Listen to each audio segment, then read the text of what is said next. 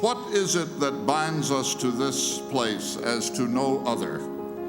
It is not the well or the bell or the stone walls or the crisp October nights or the memory of dogwoods blooming. What binds me to Carolina is Saturdays in Kenan Stadium. The amazing faculty who encourage me every day. Definitely the Tar Heel community. Is and always will be the amazing people I've had the chance to meet my 4 years at Carolina. The lifelong friends and mentors that I've gained since being at Carolina. Knowing that Chapel Hill will always be home. Our love for this place is based on the fact that it is, as it was meant to be, the university of the people. We are Carolina. Carolina. Carolina. Carolina. Carolina. Carolina. We are Carolina.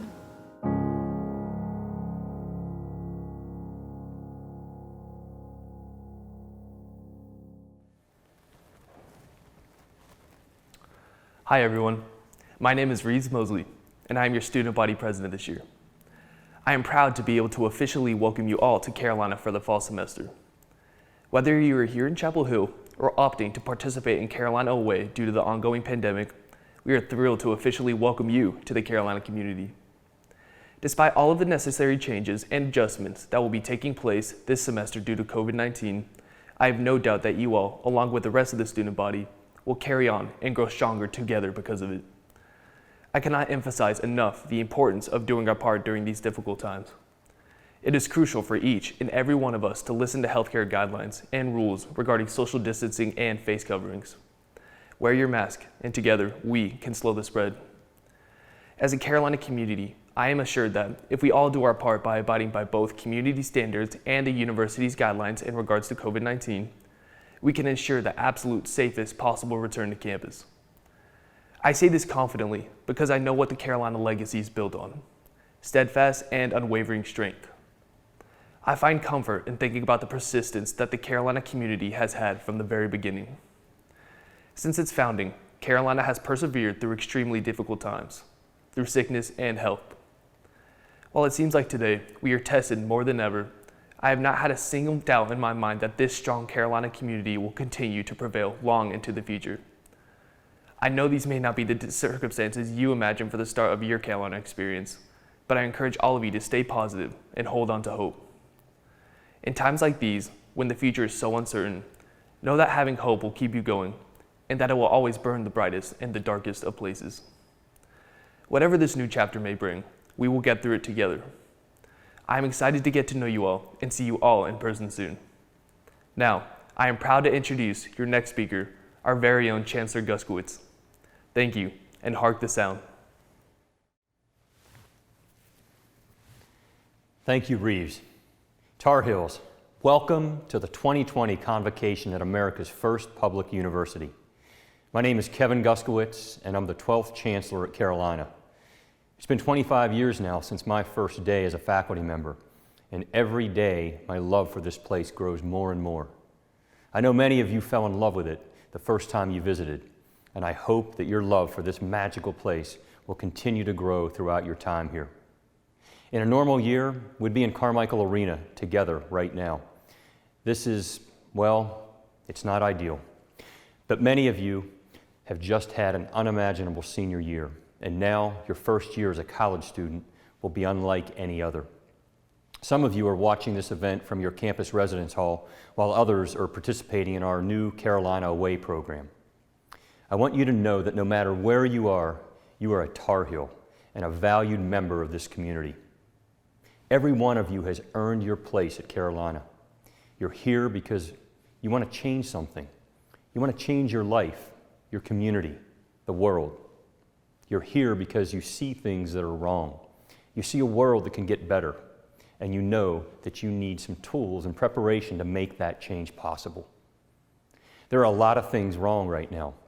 The pandemic is just one of them, but its overwhelming presence is a painful reminder that there are huge systemic wrongs that we need to right in this country. You are the ones who will solve those grand challenges. For hundreds of years, Tar Heels have powered innovation, cured diseases, and served as agents of change for North Carolina and across our nation. Living, learning, and leading in this moment is an opportunity for your generation to create a new standard of community care, and I know that you are more than capable of meeting that challenge. We can face this year together. This will require you to step up and understand the gravity of this moment. It means that your actions determine the health of our entire community. It means you have to wear a mask, even in the middle of summer. It means you know that you're privileged to be at Carolina, and you use this opportunity to prepare yourself to solve the problems of others. And it means you seize every opportunity that you have here, even with the limitations that we all face. Become friends with your incredible classmates, the person in the mask 6 feet away from you, the person sitting by themselves. They are entrepreneurs, veterans, scientists, artists, student athletes, and community activists. Learn about them and learn from them. Join clubs, get involved, and learn about the issues we face on campus so that you can help build our community. Get to know your faculty members through emails, phone calls, Zoom meetings, and walks outdoors. They will teach you how to test a hypothesis, how to write, how to think creatively, how to budget, and how to do research. Speaking of research, our faculty bring in over $1 billion annually to address the grand challenges of our time. And students are an essential part of that enterprise. Get involved, work on a project with them, and go to their office hours. Immerse yourself in your classes, the never-ending material that will open your world to new ideas and potential solutions to those challenges. Now is the only time we have. I urge you, as you face this semester, to focus on the present. Make the most of each day and each opportunity. It is the best way to combat the fear of the unknown. It's easier to do when you know that you're not alone. You're not alone. Your faculty, your fellow students, your academic advisors, and campus leaders like myself, we are all here for you. This unorthodox convocation is the beginning of your journey at Carolina. You will grow, adapt, and change during your time here.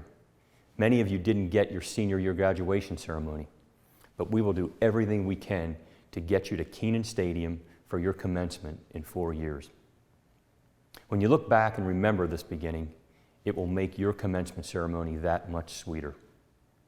We are excited to meet you and can't wait to learn with you, listen to you, and watch as you build this community together with us. I can't wait to see what you'll do. I now want to introduce Dr. Billy Fisher, Associate Professor of Medicine and one of our incredible infectious disease experts here at Carolina.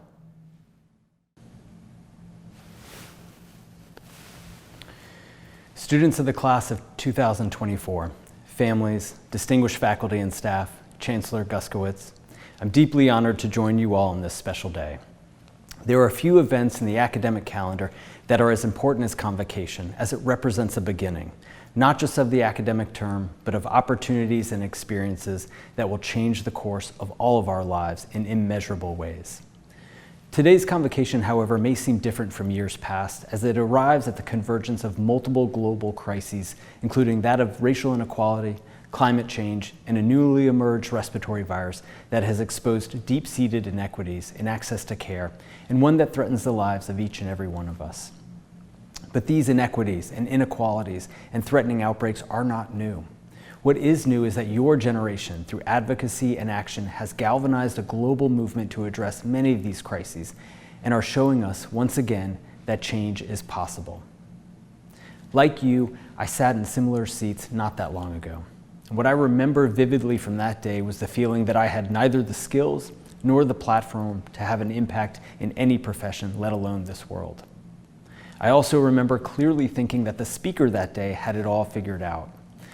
I'd like to tell you that that feeling of vulnerability and insecurity has passed with experience gained, but in fact it hasn't. And as for having it all figured out, I don't. What I can tell you is that the view from this side of the podium is not too different from that where you sit. I am still a student and a teacher trying to figure out how to make meaningful change in the lives of those most in need. As far as I can tell, this struggle never stops. But what has gotten me through many difficult moments, however, is the wisdom that I've gained from this journey that each day brings me closer to what I'm trying to do as a doctor, and the support and mentorship from this community that you are now entering, which makes me better every day. As of last night, more than 18 million infections with SARS-CoV-2, the virus that causes COVID-19, have been reported, and almost 700,000 people have lost their lives worldwide. In the midst of this global pandemic, the stories of people's lives get lost in the numbers, and that's dangerous because it diminishes the human costs of the decisions that we have to make. Today, I'm going to tell you about one of them. I recently had the privilege of meeting this individual as a result of my work as a critical care physician at UNC. Their name would not mean much to most of you as their fame is localized, but they are essential to a portion of our community who depend on them and their work daily. This person's job is to deliver food to children in our state who cannot reliably depend on nourishment because of where they live or who they are. Without this person, their vulnerability increases exponentially through no fault of their own. This person is someone's partner, someone's parent, and one of the true heroes of our community who is invisible to some but indispensable to many. They are one of these 18 million people who have developed COVID-19. But for me, this person is an important reminder that the true toll of this pandemic cannot be measured in cases or hospitalizations or death, but in fathers and husbands, wives and mothers, and lives interrupted. I first met this person when I was coming into the hospital to cover the intensive care unit overnight. A colleague of mine was leaving their room looking stressed, having just put them on a mechanical ventilator and full life support. My colleague said to me, "I just watched them call their son for the last time. Just get them through the night." With this person's life in the balance, their last act before being put on life support was to call their son. I think about this call every day. I think about what it must have felt like to be afraid and yet have to be comforting to their son at the same time. I think about what I would tell my boys if it had been me in that bed about to go on life support, if it were my last conversation. What would I want that final message to mean as my children headed into an uncertain future that would likely not include me?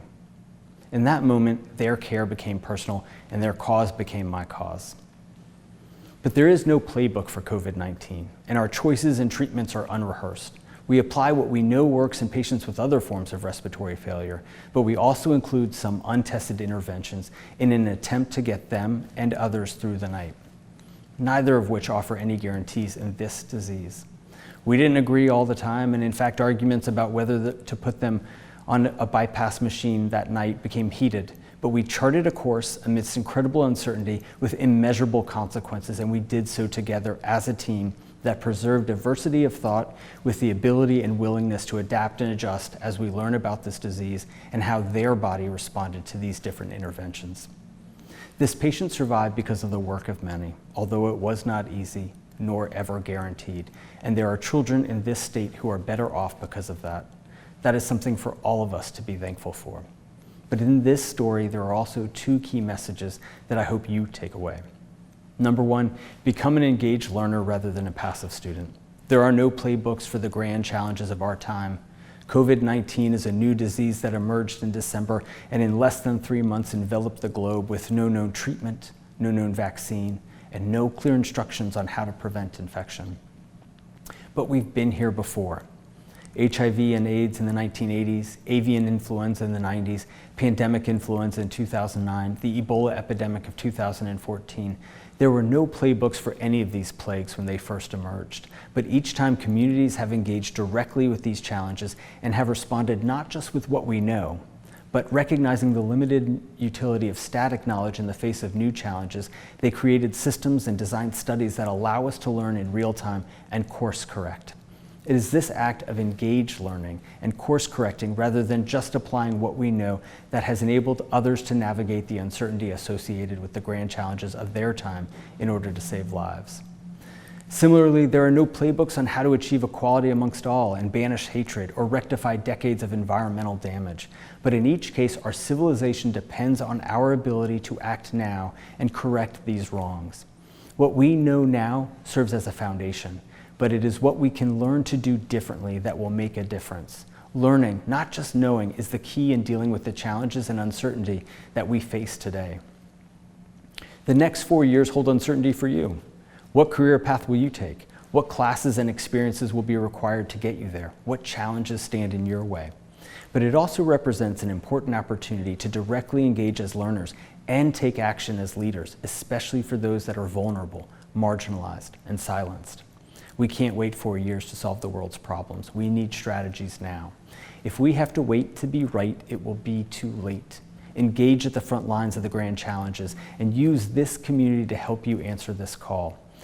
You will undoubtedly make mistakes, but if we do it right as engaged learners, getting it wrong will allow us to course correct until we get it right. My second message for you is choose compassion. In the midst of one of the greatest threats to global public health in our lifetimes, it would be understandable if we all withdrew and became focused on self-preservation. But the reality is that only by considering others can we end this outbreak and keep ourselves safe. The same is true for racial and economic inequalities and environmental devastation from climate change. In these cases, it is quite likely that you will have a chance to step in and make a difference in someone's life. And when you do, you need to do it with compassion. In fact, you have that chance now. This virus that is threatening our communities is made up of RNA and protein and lipids. It has no neural structure. It cannot think. We are smarter than this virus, and we now understand how it is transmitted, and more importantly, how to prevent that transmission. But it requires that we think of others. By wearing a mask, we reduce our ability to spread the virus to other people. This is no longer just about me or you as individuals. This is about all of us. Among other risk factors, we know that people with underlying medical problems, including high blood pressure, diabetes, chronic respiratory problems such as asthma, are at highest risk for severe disease, and that more than 60% of people in this country, the United States, have at least one chronic medical condition. By wearing a mask, by washing our hands, by physical distancing, we can prevent transmission. We know what works, but it's up to you to keep us all safe. This outbreak also offers us an opportunity to explore how we think about our lives. An outbreak anywhere is a threat to lives everywhere. This is also true for all injustices, inequities, and inequalities. Your generation has reminded us that we can no longer just bear witness, that we must be active in reform and ensuring access to that reform.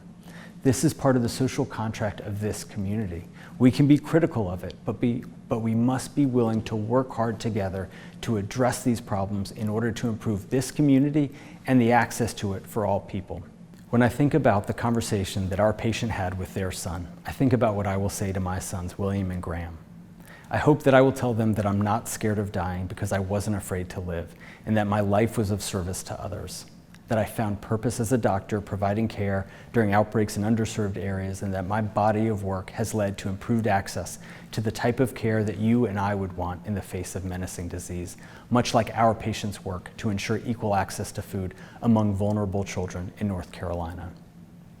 You are the leaders we need now. Use this community to serve and your voice to advocate so that when it is your time in that bed, you can look at your children and know they have received a better world. Thank you. And Godspeed.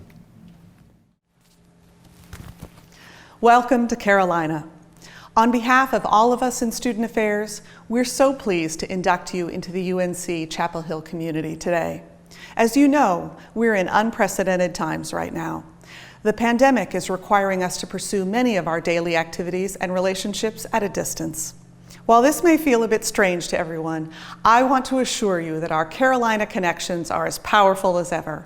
And we're confident that whether you're joining us this fall on campus or remotely, you'll feel the strong bond that unites us all as Tar Heels.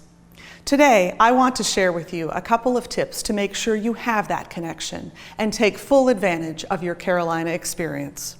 First, those of us in higher education know that students who develop close relationships with their faculty and peers are much more successful in college. Make sure that one of your key objectives this year is to get to know your faculty, which is a critical component of the university experience. Drop by during a virtual or in-person office hour, reach out over email, do whatever feels right for you, but make a point to develop connections with our amazing faculty and our terrific staff too. These are key campus resources who can serve as advisors, mentors, and references both during your time in and after college. My second tip is to get engaged and leave your mark. While at Carolina, become actively involved in our campus life. There are hundreds of ways to do this. Our Tar Heel Beginnings Board has planned more than 100 events for our annual Week of Welcome, which started last week and runs through the 16th. Hopefully you have already participated in some of these events.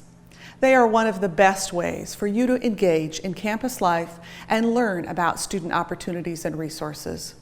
You can see all of our Week of Welcome activities and explore student orgs, campus events, service opportunities, and more through our student engagement platform called Heal Life.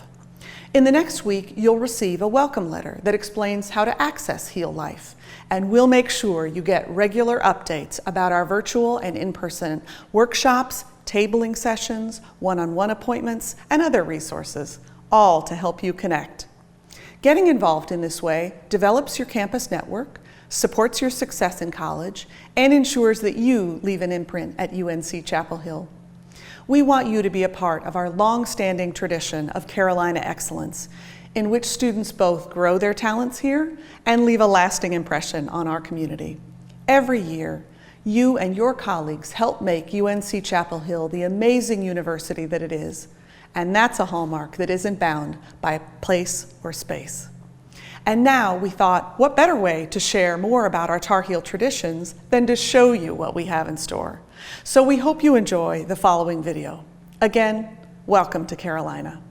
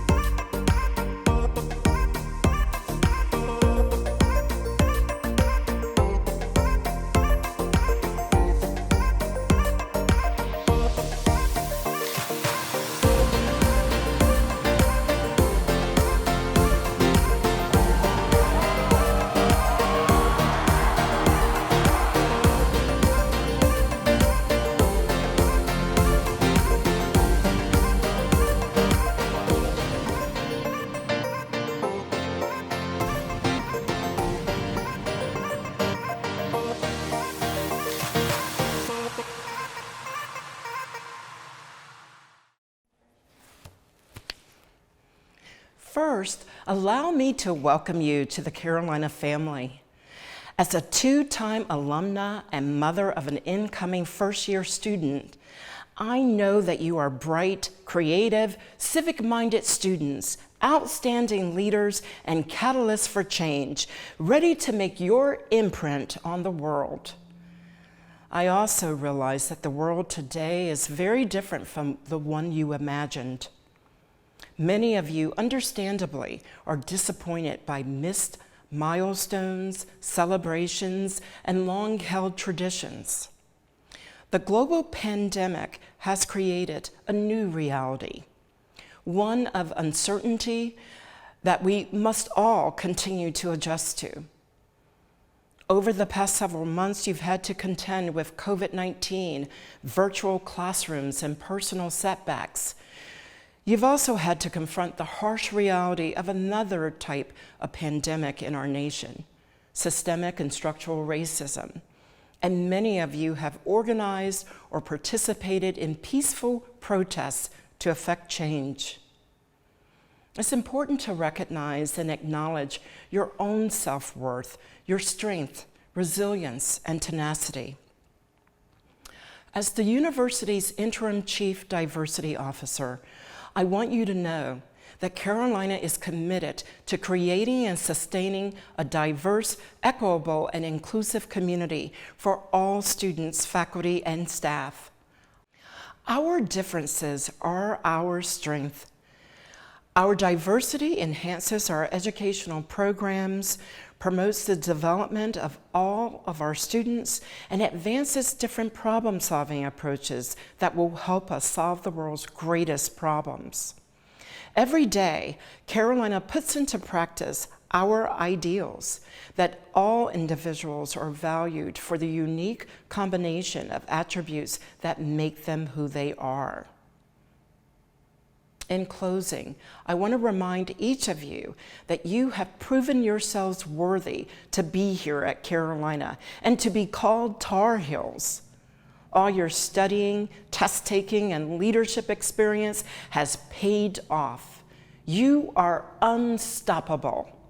And the University Office of Diversity and Inclusion is committed to your success. Congratulations, class of 2024. I'm excited to witness how you shape and create a new reality for us all.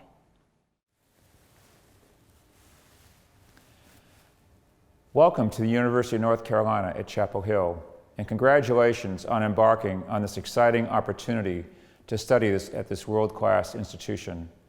Whether you're starting this academic year remotely or in person, as a residential student or in Carolina away, we welcome you to Chapel Hill. You are now officially a Tar Heel. As Provost and Chief Academic Officer of the university, I pledge to you my support as you begin your studies.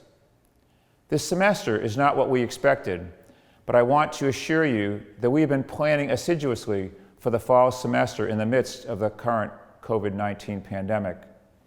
I am leading Carolina's roadmap for fall 2020, and consistent with guidance from federal, state, and local authorities and the UNC System Office, the university has modified its operations to reflect the outbreak of COVID-19 to try and reduce the risk of transmission to individuals present on campus.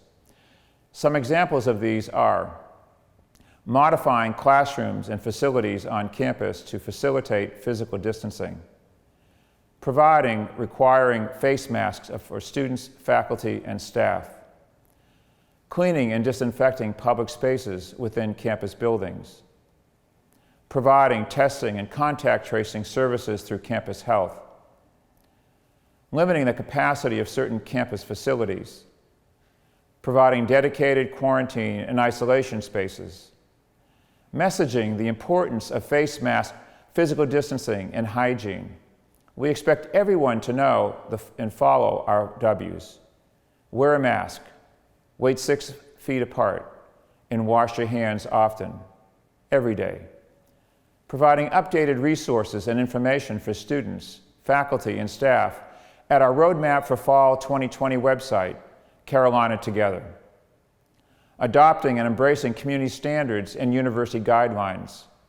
We all have a responsibility to adhere to these community standards and university guidelines. For our on-campus students, this is a critical component towards helping to keep Carolina safe for everyone. We recognize that local, state, and national conditions related to the virus can change quickly, and we continue to monitor public health information so we can be prepared to adapt and communicate changes to you. Throughout all of our planning, we remain committed to our core university mission of research, teaching, and public service. This great institution, the nation's first best public university, educates students from across the state of North Carolina and around the world. We seek to generate knowledge and innovative solutions that address critical societal needs as articulated in the university strategic plan, Carolina Next, Innovations for Public Good. Again, welcome new students. We are happy that you're here. Good evening, Tar Heels. I am Terry Rhodes, Dean of the College of Arts and Sciences, and I want to congratulate you on being admitted to what I believe is the greatest global public research university in the world, the University of North Carolina at Chapel Hill. I'm a proud graduate of Carolina myself, with a bachelor's degree in music, class of 1978. My Tar Heel education has taken me around the world. For our incoming first-year students, the college will be your home for your first 2 years at Carolina, regardless of your major. More than 3/4 of you, including the transfer students here tonight, will go on to graduate with at least one major in the college. And we have many to choose from, with more than 100 majors, minors, and areas of concentration. During your time at Carolina, I believe you will come to appreciate our rich history and the pride we have for being not only the first public university in the nation, but also one dedicated to service. It's in our DNA. And you have amazing partners to help you on this journey, not just our supremely talented faculty, but our leaders here as well. Accessibility and affordability have been core values throughout our history, and we are committed to helping current and prospective students meet the costs of college. We're also committed to providing a learning environment where every student is empowered to take ownership of their education, their choices, and their decisions in order to thrive, graduate, and grow into lifelong learners. As North Carolina's University of the People, we are committed to advancing the well-being of the state and the world. And in so doing, we educate scholars and students about society's needs and prepare you, our students, for civic and global engagement and leadership. Carolina embraces a campus culture where everyone feels welcome and respected. It's what we mean with our #1 strategic priority: build our community together, creating conditions on campus that enable each of us to thrive and know that we belong. The foundation, the very bedrock of our values, is integrity. Acting with integrity and honor in all things is an uncompromising expectation for every member of the UNC-Chapel Hill community.